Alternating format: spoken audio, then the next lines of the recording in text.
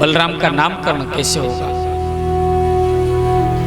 रोहिणी माता ने यशोदा मैया का जो पुत्र कृष्ण को अपना गोद में ले लिया और यशोदा मैया रोहिणी का पुत्र बलराम को अपना गोद में ले लिया। दोनों ने विचार कर लिया, देखते हैं ये गर्गाचार्य समझ पाते हैं कि नहीं कौन किसका पुत्र है,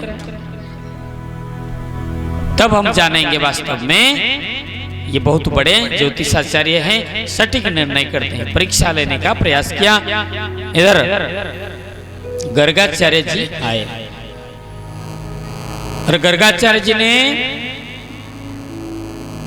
रोहिणी जो पहले यशोदा मैया को देखते हुए कहते हैं, क्या कहते हैं? अयम ही रोहिणी पुत्रो सुहृदो रम्यते सुहृदो गुणै आख्यास्यन्ते राम इति बलाधिक्यात् बलं विदुः। तो ये गर्गाचार्य कहते हैं कि ये माता तुम्हारी गोद में जो पुत्र बैठा है वह रोहिणी का पुत्र है।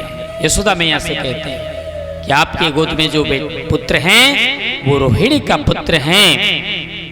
ये बल में अधिक होने के कारण इनका नाम होगा बल, और ये अपने स्वभाव अपने गुण व्यवहार से सबके हृदय में रमण करेंगे, इसलिए इनका एक नाम होगा राम।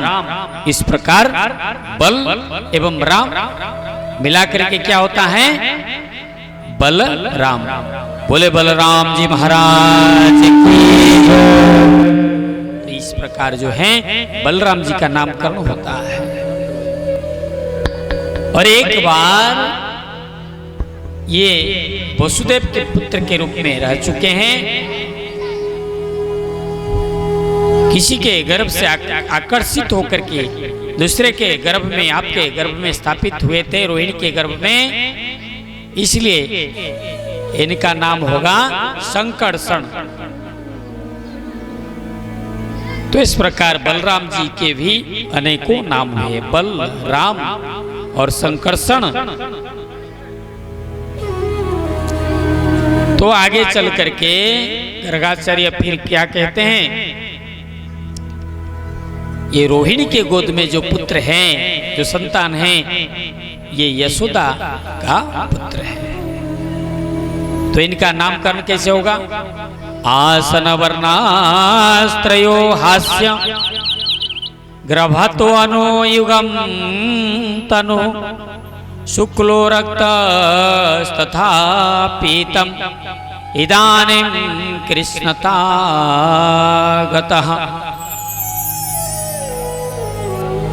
इनका पहले शुक्ल वर्ण का था वर्ण, फिर इनका रक्त वर्ण का हुआ, फिर पीत वर्ण का हुआ, और फिर अभी द्वापर युग में कृष्ण वर्ण बन करके आए हैं, इसलिए इनका नाम क्या होगा? ना कृष्ण होगा। बोले श्री कृष्ण चंद्र भगवान की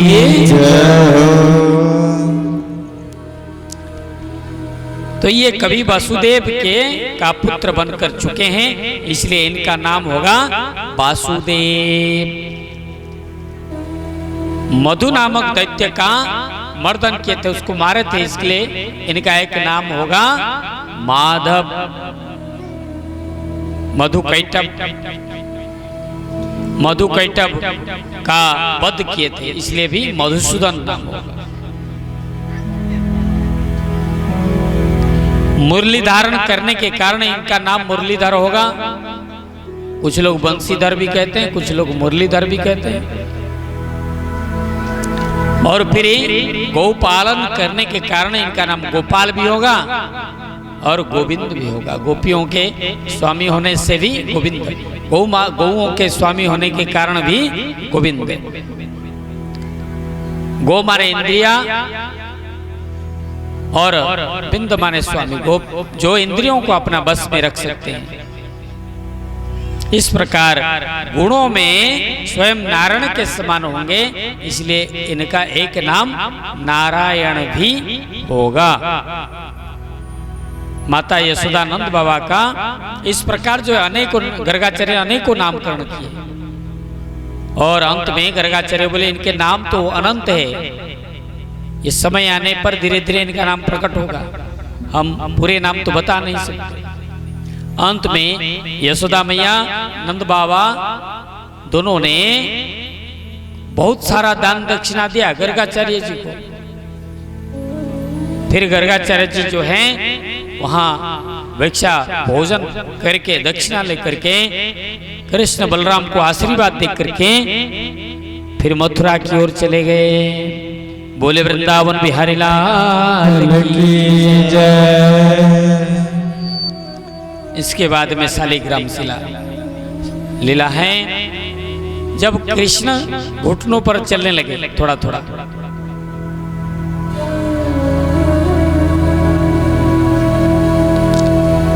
जब घुटनों पर थोड़ा थोड़ा चलने लगे, नंद बाबा उस समय उनके पास में छोटी छोटी शालिग्राम की मूर्तियां थी, उसे स्नान कराते तुलसी जल से गंगा जल मिला करके, फिर पंचामृत से स्नान कराते। पंचामृत के किस में बनता है? हमारे यजमान जी उस दिन अपने बना लिए थे हमको पंचामृत। पंचामृत किस क्या क्या से बनता है बोलिए? दूध दही शक्कर और क्या?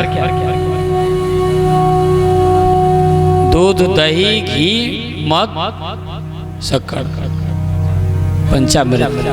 और कुछ है क्या? क्या पंचगव्य? पंचगव्य किससे बनता है? उस दिन सब पी लिया था, पान कर लिया था। 3 गोबर गोमूत्र। उस दिन तो लड़ रहा था, हम पाएंगे हम पाएंगे। और देखिए गोमूत्र में सभी प्रकार का रोग को मिटाने का क्षमता है। अगर कैंसर जैसा डिजीज जो है ना, कैंसर जैसा रोग को भी दूर करता है। गोमूत्र बाजार में मिलता है बोतल, 300-400 रुपया का बोतल मिलता है ना, विशेष करके कैंसर वाले पेशेंट के लिए है। स्वस्थ लोग पिएंगे तो उनको रोग होगा ही नहीं। समझ में आया? इसलिए कुछ लोग अपना गौ माता का भी मूत्र लेकर के सुबह सुबह से पान करते हैं। कुछ लोग नहाते हैं, उनका शरीर का रोग व्याधि दूर हो जाता है। गंगा माना गया है गौमूत्र को, गोबर को लक्ष्मी का प्रतीक माना गया है, इसलिए गोबर से लिपाई होती है, पवित्र करने वाला होता है। जहाँ गोबर से लिपी होती है, यहाँ जो माताएं लिपती हैं प्रतिदिन, तो देखिए कितना सुंदर लगता है कि नीचे बैठ जाएं बिना बिछाए, कितना पवित्र लगता है। गोबर से लिपाई होने के बाद में यहाँ का मिट्टी भी शुद्ध हो जाता है, जो दुर्गंधित पदार्थ जो पड़े होते हैं उसका दुर्गंध भी खत्म हो जाता है।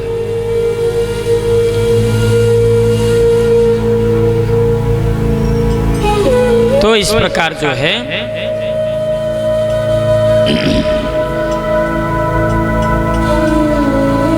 अब भगवान कृष्ण धीरे धीरे घुटनों पर चलने लगे। और नंद बाबा जब शालिग्राम का पूजा कर रहे थे, ये कृष्ण घुटनों पर धीरे धीरे चलते हुए उनके पूजा घर में आ गए। अब नंद बाबा तो समझ गए कुछ ना कुछ नटखट करेगा, तो बुलाए, बोले यशोदा ये कन्हैया को संभालो, ये हमको पूजा करने नहीं देगा। बच्चे लोग तो भगवान का रूप होते हैं। और ये जो देखे इनका जो पोता है, दिन में 25 बार दुकान में घुसता है, नाती है, और नाती 25 बार हम देखे जब भी जाते हैं दुकान के अंदर से कुछ निकालता है, 4 गो 5 गो चॉकलेट या बिस्कुट 2-4 ठो, या तो कुरकुरे दिन भर निकाल के खाते रहता है, वहाँ भूख नहीं लगता है, घर में खाता नहीं। और बुला बुला कर बच्चों को बोलता है लो हमको अब रुचता नहीं है, बिस्किट खा लो। इसको मौका मिल गया है, ये लोग यहाँ बैठे हैं, वहाँ अपना लूट रहा है। और क्या, कहाँ वो यहीं बैठा है, ये वो यहाँ बैठा है करके कथा सुन रहा है। ये भी कृष्ण से कम नहीं है क्या, खूब खाता है। अभी देखिए एक तो बिस्किट है छोटा वाला, एक तो लंबा वाला, एक तो कुरकुरे, एक तो उसमें बिस्किट भी खोल करके रखा है 2-4 तो, एक तो लंबा वाला क्या होता है खट्टा खट्टा लगता है मन अगरबत्ती, उसको भी पकड़ा एक हाथ से। मैंने 4 गो सामान चारों तरफ रखा हुआ है।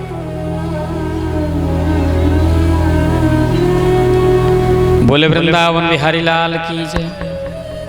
बच्चे लोगों को संभालना बड़ा कष्ट है, बड़ा मेहनत है, बड़ी तपस्या है और बड़ा पुण्य का काम है।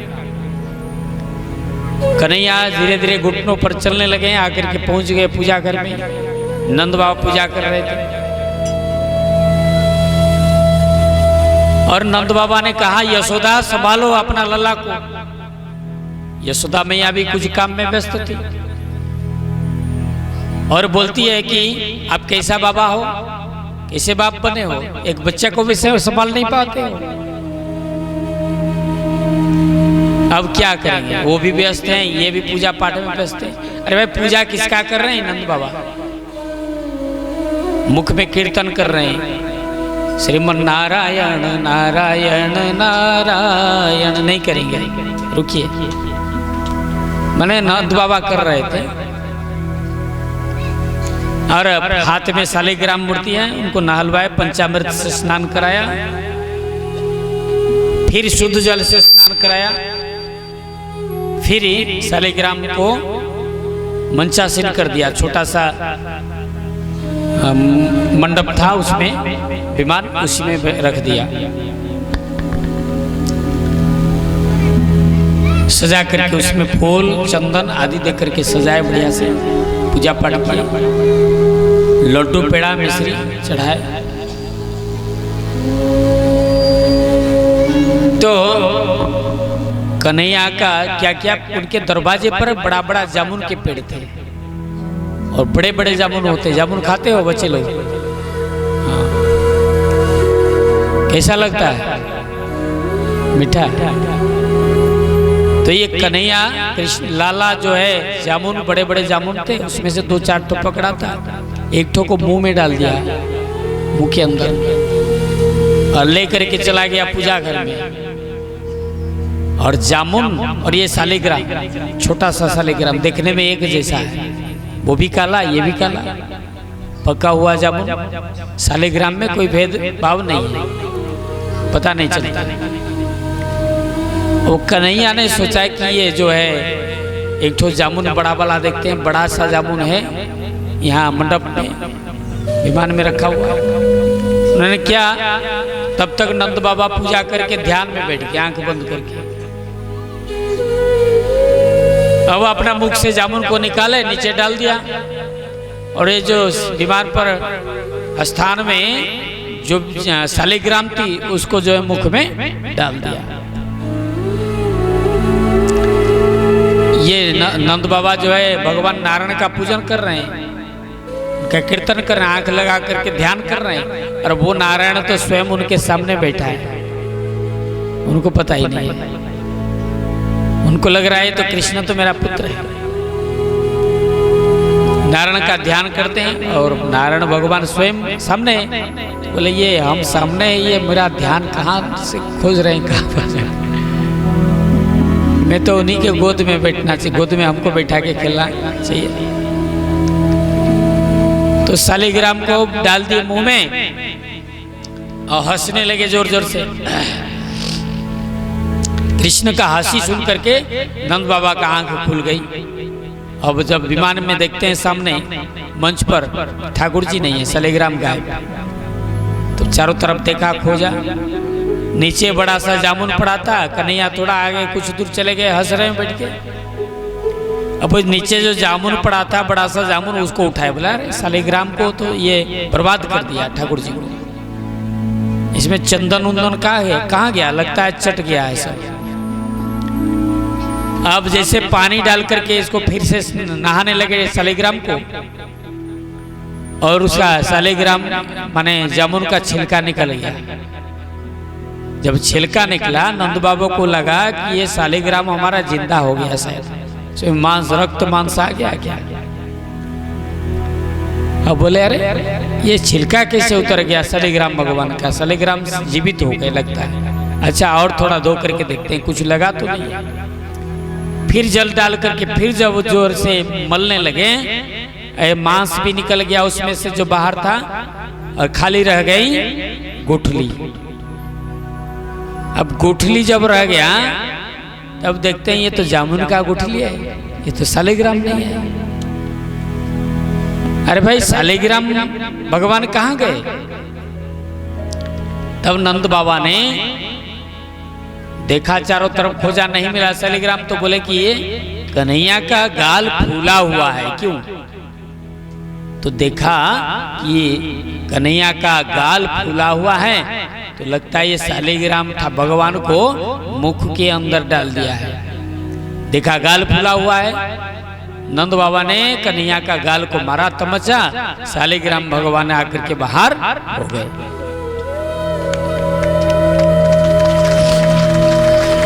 बोले वृंदावन बिहारी लाल की जय। इस प्रकार जो है बाल्य लीला भगवान कृष्ण करते हैं।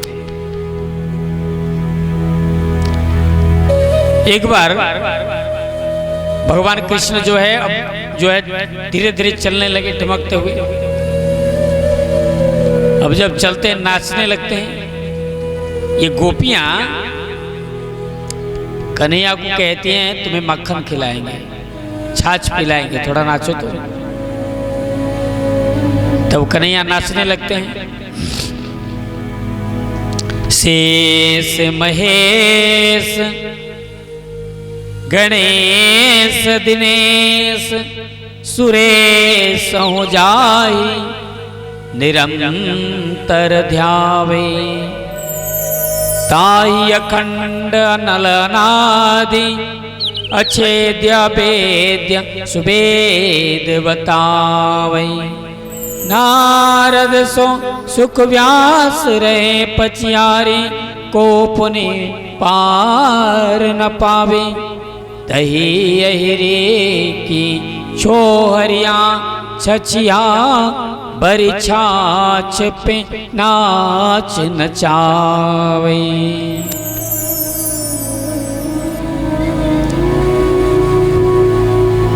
तो जब कृष्ण नाचते हैं तो दूसरे गोपियां देखती हैं।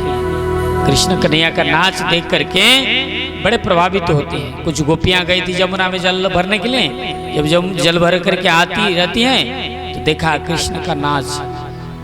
तो ये गोपियां कोई साधारण गोपी नहीं थी। 16,000 ऋषि मुनि आज गोकुल में गोपी बन करके आई थी।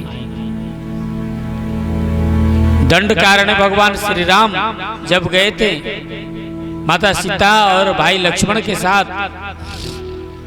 उस समय जो नैमिषारण्य के उस वन में रहने वाले जो तपस्वी जो ऋषि मुनि, उन्हें देखा माता सीता को भगवान कृष्ण का सेवा करते हुए, भगवान माता सीता को राम जी का सेवा करते हुए।